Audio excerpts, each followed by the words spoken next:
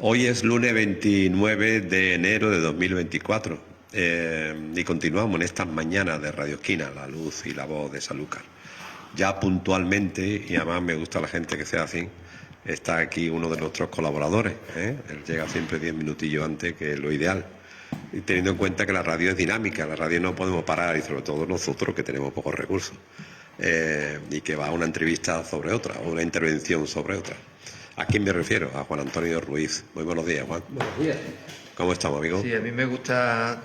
Tengo la cultura de los puntuales, de la puntualidad, pero la puntualidad es estar antes. Eso es. Yo prefiero que esperar un poquito, que me esperen, ¿no? Hay una cosa que se da mucho en las reuniones de grupos, al menos en los partidos y en otras, y es dar los 10 minutos o 20 de cortesía. De cortesía. Es de descortesía, ¿no? Claro. Para aquellos que hemos llegado Sobre todo a tiempo. cuando la asamblea dice primera convocatoria a las 8. Media hora después, con lo cual, ¿para qué? Ya va media hora más tarde, ¿no? Marque una convocatoria fija y ya está, ¿no? Eso es. ¿No? Pero bueno, todo se andará, ¿no? Bien, ¿no? Desde el otro día para acá, bien todo, Bien, ¿no? bien. Bueno, pues esto va a tocar un tema hoy, un tema que, bueno, que complejo. se ha debatido mucho y poco a poco estamos limando ahí perjuicios, pero todavía nos cuesta, ¿eh?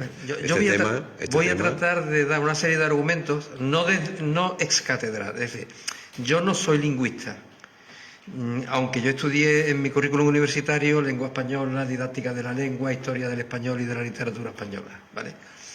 Y lo que aprendí ahí eran dos conceptos que el vídeo que os recomendé el otro día, no sé si habéis tenido tiempo de echarle un vistazo. Un poquito, sí. El vídeo desmonta. Uno es que las lenguas romances... Perdón, vamos a hablar del tema que hemos dicho. Hablar andaluz no es hablar mal castellano. Eso es. Venga. Esa es la tesis que yo voy a intentar que al final de este ratito al menos podamos romper algún esquema y podamos poder invitar a pensar en otras posibilidades, ¿vale? Como decía, hay dos asuntos que trata de desmontar el vídeo que os compartí. Uno es que el castellano evoluciona a partir del latín vulgar. Es decir, se supone que la gente hablaba latín, el latín se va descomponiendo y aparecen las nuevas lenguas. Y eso precisamente es una de las cosas que desmonta el vídeo, porque una de las cosas que dice Carmen Huerta, la lingüista que es entrevistada en ese vídeo, es que la gente no hablaba en latín. Ya está muy tranquila, ¿verdad? Ella está súper tranquila, segura de lo que está diciendo. Además muy fundamentado, ¿no? Entonces, voy a repasar algunas de las cositas que dice el vídeo, porque la otra cosa es que, en mi opinión, se desmonta, es que lo que nosotros hablamos sea un dialecto. Y eso voy a intentar argumentarlo. Aquí de entrada quiero dar gracias a un amigo, profesor, un intelectual que me ha alumbrado, que me ha inspirado muchas veces en el estudio de nuestros orígenes, que es Antonio Manuel Rodríguez Ramos, es conocido como Antonio Manuel, que tiene algunas, si queréis buscar incluso en YouTube también, porque tiene dos libros, La huella morisca, el al-ándalus que todos llevamos dentro, y Flamenco, arqueología de los hondos, que los recomiendo encarecidamente, para comprendernos mejor, ¿vale? Algunas de las cosas que yo puedo plantear aquí están inspiradas, al menos inspiradas en cosas que mi amigo Antonio Manuel me ha enseñado a lo largo del tiempo. Entonces, mi objetivo es plantear la duda y una alternativa a que nosotros hablamos mal. Nosotros lo que yo quiero decir es que hablamos la lengua antigua. Es decir, la mayor parte de los expertos hablan de las lenguas romances. Romance es un término muy posterior, es muy reciente, que nosotros le hemos dado a aquellas lenguas que decían que venían del latín. Por eso lo de Roma, romances. Sin embargo, yo prefiero llamar nuestra lengua antigua. ¿Qué dice Carmen Huertas, la autora del vídeo? Pues que había una lengua antigua, que ella llama el ibérico, que es una lengua que con variedades, algunas muy acusadas, se hablaba en todo el sur peninsular y el Levante. Ella ha estudiado, como es catalana, ha estudiado especialmente los textos que han aparecido en la zona levantina.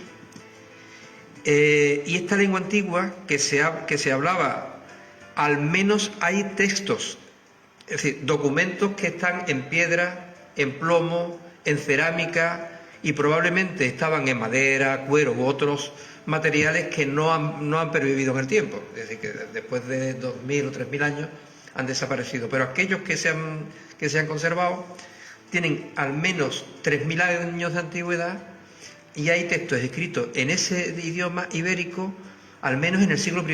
Es decir, cuando ya la península estaba completamente romanizada. Se seguía escribiendo en ibérico. Entonces ella dice que hay varias formas de ibérico que en el lenguaje escrito se diferencian. Una es el tartésico que es hablado en el Valle del Guadalquivir y el sur de Portugal. Hay una lengua que es la sudoriental, es decir, la que se hablaba en Andalucía oriental, y después unas variedades del Levante. Eran diferentes, pero se entendían, ¿no? Yo me acuerdo mucho de cuando estuve hace unos años en unas conferencias en Barcelona, y resulta que cuando llego allí me entero que es en catalán. Digo, oh, pues lo voy a tener complicado. Pero bueno, me voy a arriesgar a entender. Y cuando llevaba un par de horas, que mis oídos se habían hecho a la prosodia, es decir, a la musiquilla, se habían hecho a los sonidos dominantes en el catalán, como el 90% del léxico, es decir, de las palabras, son comunes, aunque terminadas de una forma distinta, en 2 horas yo me estaba enterando del 90% de lo que se estaba diciendo. Pues eso podía estar ocurriendo en la península hace 2.000 o 3.000 años, en el que se hablaban lenguas parecidas, pero con formas distintas. Entonces, en el sur peninsular, donde nosotros vivimos, ya se hablaba una lengua que se escribía. Esto es lo más interesante. Y sabemos que era algo distinto de las otras lenguas porque tiene rasgos en su escritura distintos.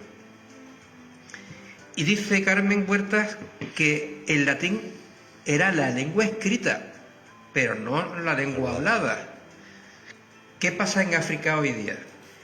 Hay multitud de idiomas que la gente es lo que habla cotidianamente, aunque se escriba en francés y en inglés, predominantemente en algunas zonas incluso el árabe. Pero la gente habla sus propias lenguas y que algunas de ellas funcionan un poco como lengua franca, ¿no? Que se decía en la antigüedad, como una lengua que casi todo, como el suajili, ¿no? Que casi todo el mundo lo entiende y se pueden comunicar entre ellos. Entonces era la lengua del poder, de la administración y de la religión. Eso sucede en nuestra Edad Media con el árabe, que es la lengua del poder, es la lengua administrativa, es la lengua de la religión también. Y pervive, en la época medieval, pervive con nuestra lengua antigua, lo que algunos expertos le han llamado el mozárabe. Pero era la lengua también llamada romance que se hablaba en Al-Ándalus. Entonces, esa lengua antigua se habla en Andalucía y se escribe. Están emparentadas con las demás, pero son específicas. Ya tenemos que hay una lengua en nuestro territorio, antigua, ancestral, que el latín no la elimina y que posteriormente el árabe no la elimina. Y lo que se produce de algún modo es una contaminación cruzada. Cuando yo hablo aquí de contaminación me refiero en sentido positivo, es decir, que hay transferencias de palabras, de sonidos, de fonética, ¿no? De todo.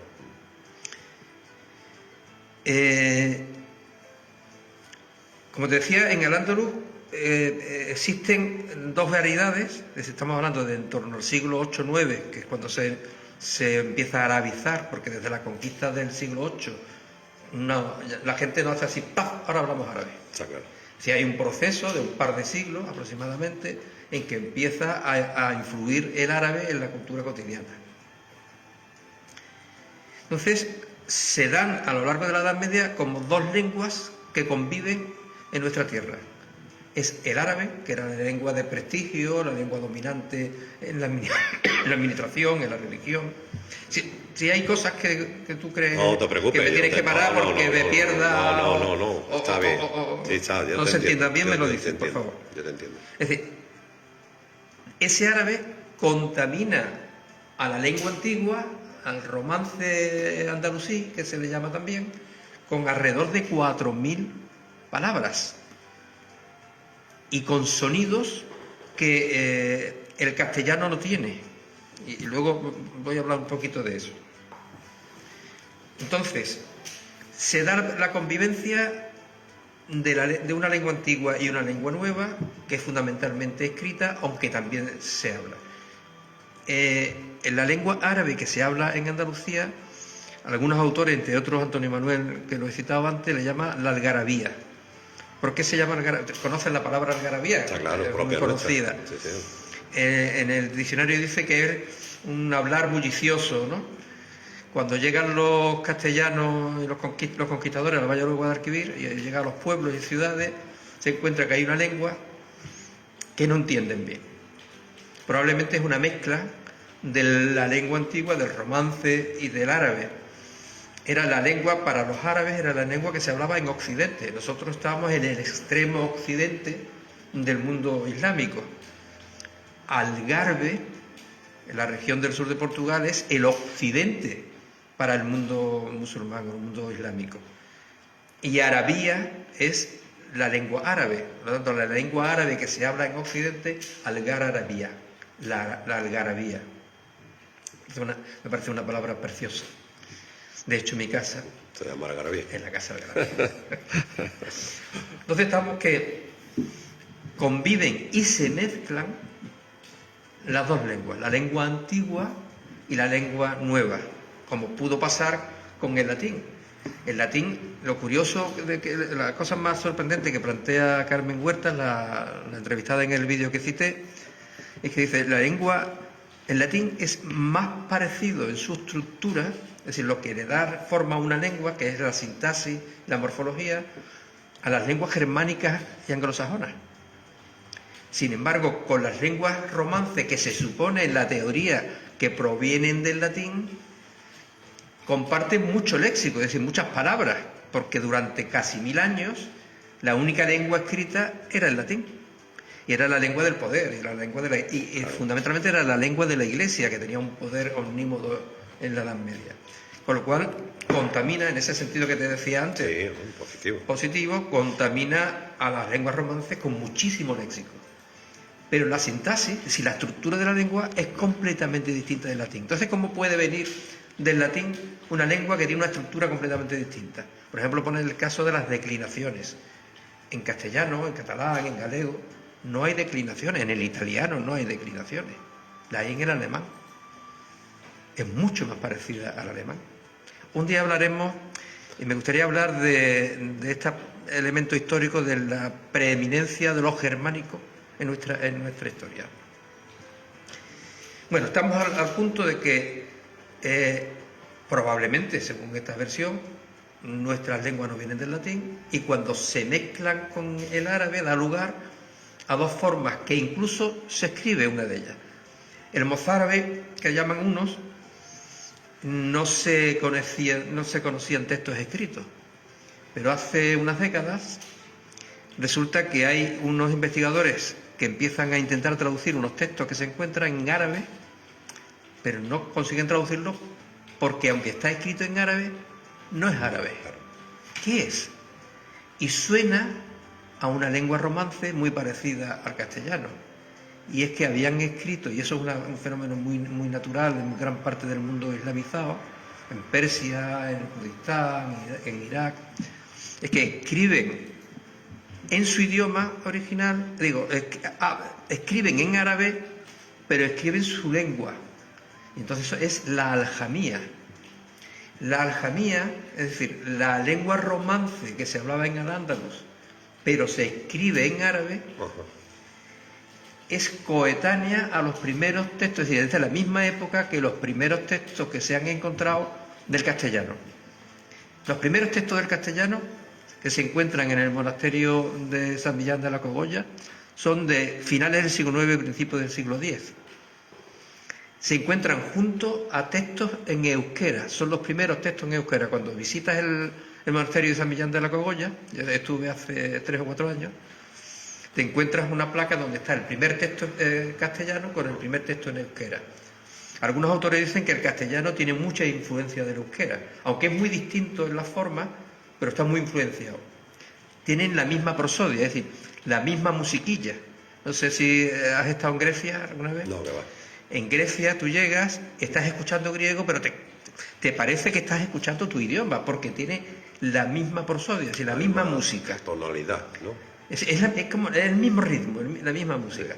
Pues el castellano y el euskera tienen la misma música, y es que están muy emparentadas. Surgen en el norte de la península, en la frontera entre Navarra, La Rioja, y eso lo hace a la vez que ya aquí se hablaba una lengua romance, nuestra lengua antigua. ¿Cómo puede venir nuestra lengua del castellano si se hablaban a la vez y se escribían, aunque una fuera en un idioma latinizado y el otro en árabe? Entonces, esa otra pista interesante acerca de que nuestra lengua no viene del castellano. Eso no quiere decir que no esté emparentada, y no sé, que tenga mucha influencia. Y que esté mezclada. Y esté mezclado, lógicamente. Es decir, cuando en el siglo XIII se conquista el Valle del Guadalquivir por las tropas castellano-leonesas, y ya en el siglo finales del XV se conquista Andalucía Oriental, una de las primeras cosas que se hace es prohibir hablar en árabe. Entonces la gente, si no puede hablar en árabe, ya no es capaz de comunicarse. O es que hablaban algo relativamente fácil de aprender lo nuevo porque ya hablaban algo parecido. Muy probablemente aquí ya se hablaba nuestra lengua antigua, que tiene orígenes similares, lo que le llama Carmen Huerta el ibérico, en la antigüedad, y que surgen de lo mismo. Por lo tanto, cuando a mí me prohíben hablar en árabe, no me es tan complicado seguir comunicándome, porque lo que yo ya hablaba, además del árabe, era una lengua que yo le llamo nuestra lengua antigua, ¿no? Y que ha dado lugar a lo que hoy podemos llamar el andaluz. Entonces, más demostraciones de que nuestra lengua no viene del castellano, no es un mal castellano, es en todo caso una lengua emparentada con el castellano que comparte muchas cosas. Por ejemplo, no les cuesta a nuestros antepasados aprender el castellano, por esto que digo, pero cuando lo pronuncia y cuando lo habla de una forma distinta. Estamos hablando del ceceo, del egeo, de la pérdida de la D, el sitio paradigmático para eso es nuestro pueblo, con el pare y la mare. La G. ¿No? Egeo. Eso no es una forma errónea o equivocada de hablar. Es la forma que hablamos porque desde nuestra lengua antigua, con todas las contaminaciones históricas, ha dado lugar a una forma de hablar propia. No mal hablada la de otros, sino una forma de hablar propia. A mí me pasó, cuento muchas veces esta anécdota. Yo estando de visita en Florencia, contratamos un guía y el guía empieza a enseñarnos cosas y lo primero que dice: yo me llamo Giovanni. ¿Vale? Dice una catalana, como ya Joan en catalán, y como Juan en andaluz. La catalana se revuelve un poco, puede decir: hombre, pero Joan es un idioma, eso es castellano. Vaya. Digo, no, lo que pasa es que tú has tenido la suerte histórica de que tu pueblo ha sido empoderado y ha llegado a estandarizar la lengua, tener sus propias normas y escribirla. Pero Joan es tan distinto de Juan como Juan. El sonido S de Juan, como el de jamón, no existe en castellano. Lo tenemos porque, como xoxo, pixa, lo tenemos porque esos son sonidos que permanecen en nuestra garganta de la época andalusí.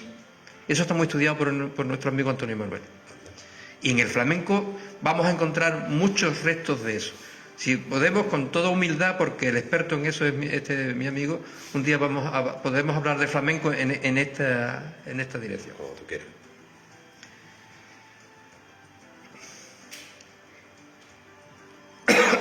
También perviven en la lengua no solo palabras, también expresiones, ¿no? Y en el flamenco se encuentran muchas de esas expresiones. Por ejemplo, olé. ¿Qué es olé? Olé es Allah. Con la transformación que se hace en Andalucía de esa vocal final abierta que se abre. Allah es olé. Olé. Y siempre en el flamenco especialmente, que tiene una raíz mística muy importante, El ole es una expresión de admiración, es una expresión de satisfacción por lo que estás cantando. Entonces, eso nos queda mucho que profundizar. Entonces, en los últimos tiempos, como vamos terminando... No hay... Normalmente se ha establecido que el ceseo es del ámbito rural. Es que es de cateto. Eso es. Y el seseo de la capital. De los finos. ¿El origen nuestro cuál es? ¿Más ceseo o seseo? Es decir, no está determinado que haya una forma mejor o más propia, depende de las comarcas. En algunas ciudades se sesea, pero en otras ciudades no se sesea, se cesea. Y ahora, explícame... hay mucha más influencia de lo académico y de lo considerado culturalmente correcto en las ciudades que en el medio rural. Por eso en el medio rural se conservan algo mejor los sonidos más antiguos nuestros. Y ahora explícame un fenómeno que ocurre, creo que además que en Andalucía. Somos 8 capitales. Sí. Y las capitales, cada pueblo de cada capital hablamos distinto. El gaditano no tiene que ver con el almeriense, ni el almeriense con el granadino, ¿cierto o no? Claro. Y es más, dentro de la provincia somos capaces de hablar distinto. Claro. La explicación yo no la tengo del todo clara, pero sí es cierto... Pero quiero decirte que no es que hablemos mal el castellano, porque si no sería uniforme a toda sino Andalucía. Que lo que se ha ido pegando a lo largo de la historia ha dado lugar que por comarca o por territorio, por ejemplo, casi toda Andalucía oriental habla, como hablan los cordobeses y los granadinos, que terminan las vocales de forma más abierta que Andalucía occidental. Puede ser porque hay una diferencia de cerca de 300 años entre la conquista, es decir, la castellanización de Andalucía oriental con respecto a la occidental. Puede ser. Puede ser. Puede ser porque la influencia de algunos colectivos de repoblación influyen en ese. Por ejemplo, en el pueblo del lado del mío, yo soy de Marchena, un pueblo de la campiña sevillana. En el pueblo del lado, en Pará, se dice que hay un colectivo de repobladores burgaleses y que hacen que por eso hablan de una forma muy específica.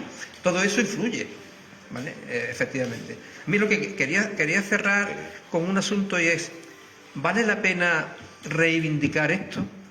Es decir, los pueblos que han sido colonizados, normalmente los colonizadores tratan de mantener, para facilitar la sumisión, la autoestima de los colonizados como una autoestima baja. Hablas mal, eres inculto, eres cateto, eres flojo, incluso recientemente es que sois muy subvencionados, ¿no?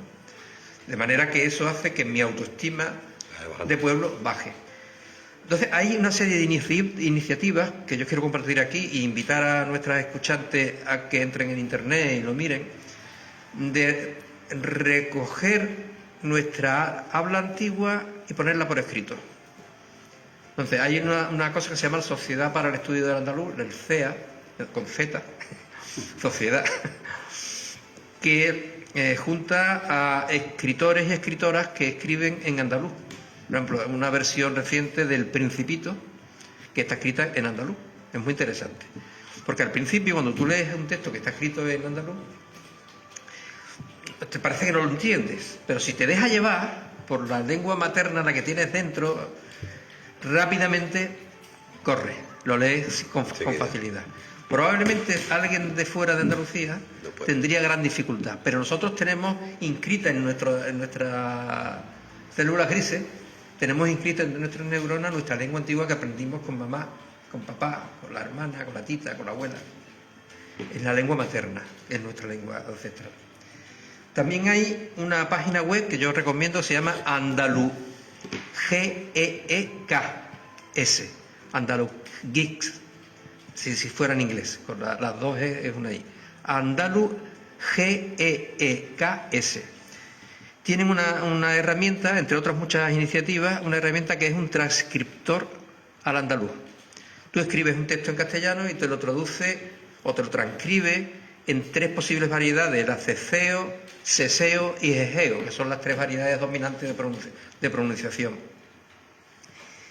Y últimamente pues hay grupos de música como Califato 3x4 que cantan en andaluz, según las normas que establecen estos grupos. Hay cineastas que están haciendo películas que se hablan en andaluz. Recordad La Peste. La Peste está interpretada en andaluz y hay gente que la ha criticado desde fuera porque no la entendía. Entonces, el reivindicarla no va en contra de que nos comuniquemos, porque lo que se demuestra desde la antigüedad es que aunque haya variedades en nuestra habla, nos entendemos perfectamente. Yo ponía el ejemplo del tema de Cataluña, que era más complejo porque era una conferencia específica sobre una temática. Por lo tanto, sí merece la pena hacerlo porque influye en nuestra autoestima, en reconocer que nosotros no hablamos mal el castellano. No es, en mi opinión, ni siquiera un dialecto.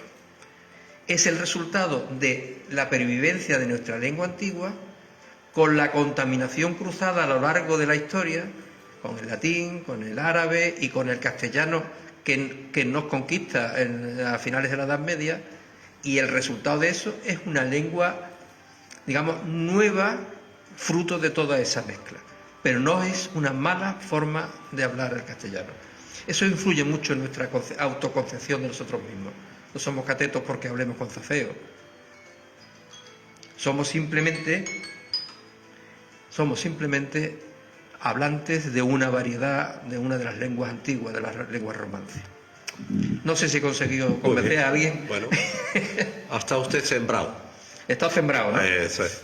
Que ya para ir terminando, pero ¿por qué muchas veces, teniendo en cuenta el argumento que tú has planteado, que puede ser cuestión de estudio y análisis y otra variante, ¿por qué nosotros mismos, incluso nuestros medios de comunicación, la propia administración, cuando en andaluz es una cosa natural, que digo que es natural, tenemos nuestras propias palabras, nuestra manera, nuestra fonética, ¿por qué incide en esa tonalidad tan fuerte, tan arriesgado, como decía, que arrejado? Como el castellano del norte, ¿no?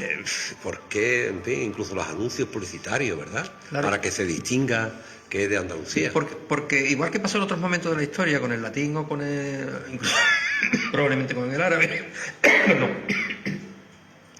la lengua de prestigio, la lengua del poder, la lengua de la administración, la lengua de lo oculto, en este caso es el castellano. Por lo tanto, todo lo que no sea hablar en la norma castellana te degrada. Entonces, los locutores andaluces, que son, digamos, censurados por hablar en su acento, vamos a hablar de acento como la forma más suave de este hablar en andaluz, son criticados. Nuestros niños en la escuela tienen que ajustar su forma de hablar a la norma castellana, con lo cual eso influye a veces en la capacidad de éxito escolar o éxito profesional. Yo tengo un hablar que tiene mucha influencia de mi paso por la universidad, de mi paso por una profesión que me obligaba a tener una norma perfecta de castellano. Como todo. Si me dejo llevar por la lengua que hablaba mi madre, hablo en andaluz, pero no dejo de reconocer que tengo mucha influencia y mucho peso de eso que tú decías, es decir, hay una presión de que lo oculto, lo adecuado, lo exitoso incluso, es hablar en la norma del poder. Y luego otra cosa, asociarnos el lenguaje andaluz, la lengua andaluz, a lo gracioso. Porque eso influye en esa concepción degradante. Sí, es porque, decir, usted, somos el ejemplo que hablamos tantas veces de que en ¿no? muchas series la criada es andaluza. Es decir, el nivel más bajo del estrato social que aparece es el que habla en andaluz. Por eso es tan interesante el experimento de la serie de La Peste, que supongo que viste. Es muy interesante porque hablan en esa variedad en andaluz también los personajes de poder. También. Bueno, pues nada, como diría que en carnaval, picha. Pues hasta la otra ocasión. Hasta la siguiente. Cuídate mucho. Muy bien, gracias. Hasta luego. Hasta luego. Bueno, continuamos. Hacemos una pequeña pausa para despedir a Juan y atender ya a Mariano, que está pendiente. Venga, hasta ahora. Venga, hasta ahora.